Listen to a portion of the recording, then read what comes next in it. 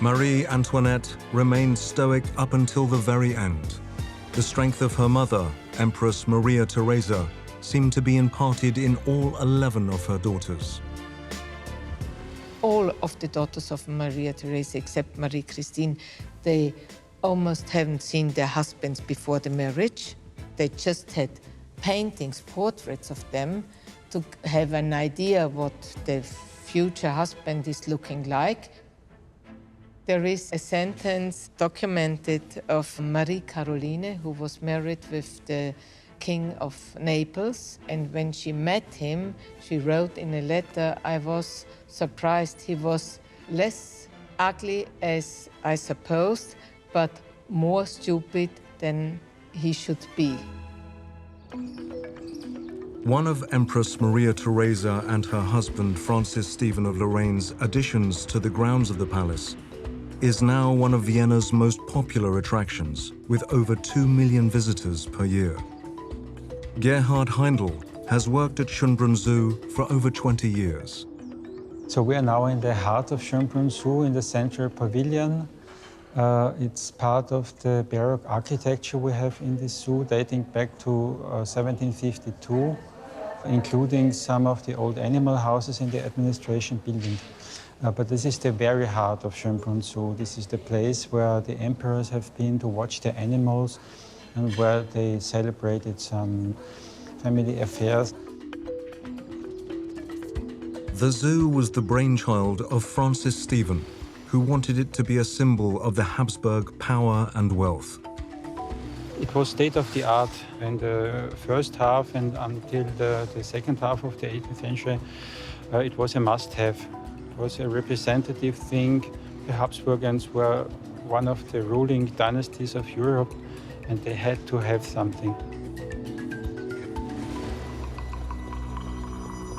We don't know really what kind of animals were there, but in literature it's transported that it were mostly water birds or other birds.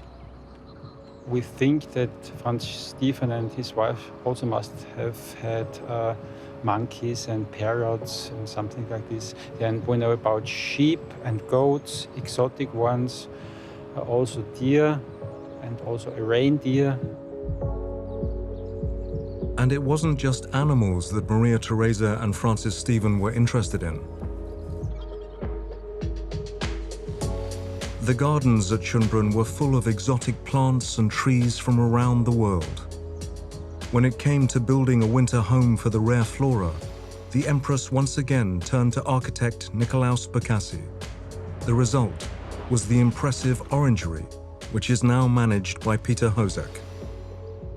The orangery was finished around 1756 because the Empress Maria Theresa wanted to have a storage for these wonderful plants that they collected all over the world within the years, and they wanted to have a storage area, and they also wanted to have a heatable storage area because the plants would otherwise die when they stay outside over the winter. So they built this wonderful building, which is one of the longest, actually I think this is the longest orangery with a 189-meter length. It's a fantastic architectural building. The huge orangery uses an ancient central heating design known as hippocaust. It's a system that dates back to 350 BC. It works by burning wood in a furnace under the floor and then allowing the hot air to rise through hollow bricks in the walls. This ensures the temperature inside the orangery is perfect for plants during the harsh Vienna winters. First of all, of course, this wonderful heating system that I'm sitting on right now, which is the hippocaust heating system, which you know from the Romans. And this system is installed here back then and still operating and still working and still in use these days. As you can see, it's quite cold in here. So when it freezes outside, they put all the woods that they collect in the park still up to this day, and they put it in this heating system to heat up the whole room. In the wintertime, it can have up to 14, 15 degrees Celsius here. It's fresh, it's crisp, it's a lot of oxygen, little humidity, and it's just nice.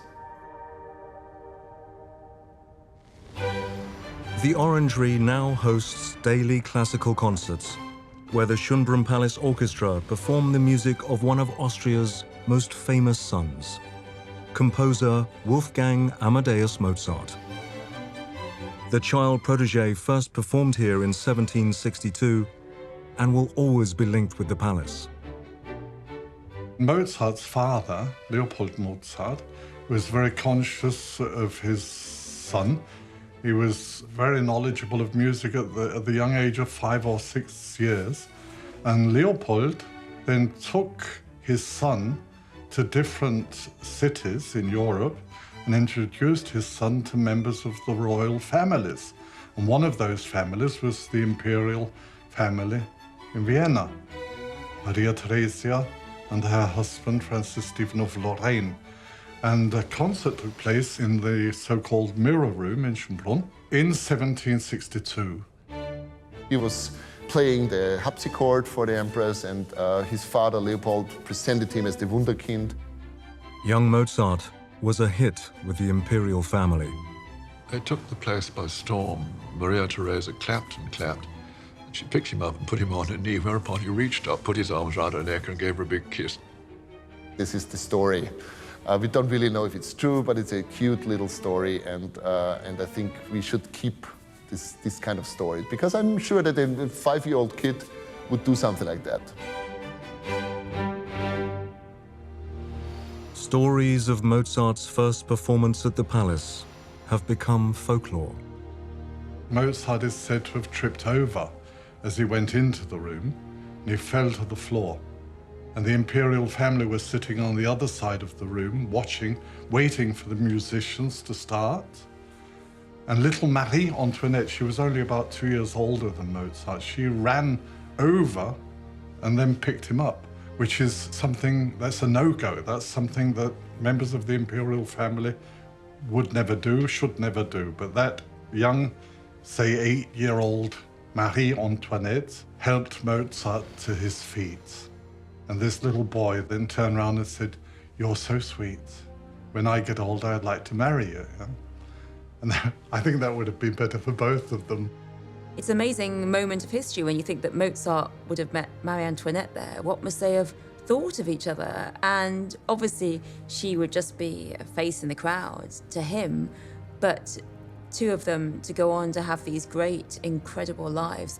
Arguably, we might say, two of the most famous people of 18th century Europe were there together in the same room, listening to Mozart play and be such a musical genius.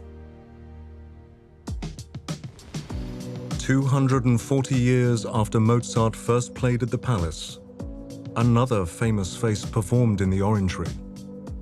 In 2001, former US President Bill Clinton was attending a gala event at Schönbrunn. So it was a dinner, and after the dinner, there was a jazz band playing. One guy from the American company came to me and said, "Can Mr. President play?" And I personally picked the saxophone and put it in a corner. It was ready. And then I went to him and said, "Mr. President, would you like to play with the band?" And he looked at me and he couldn't believe it and said, "Well, do you have a saxophone?" I said, "Sure."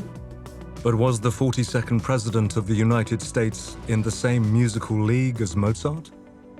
He was fantastic. He did a really, really good job. He played for like 45 minutes.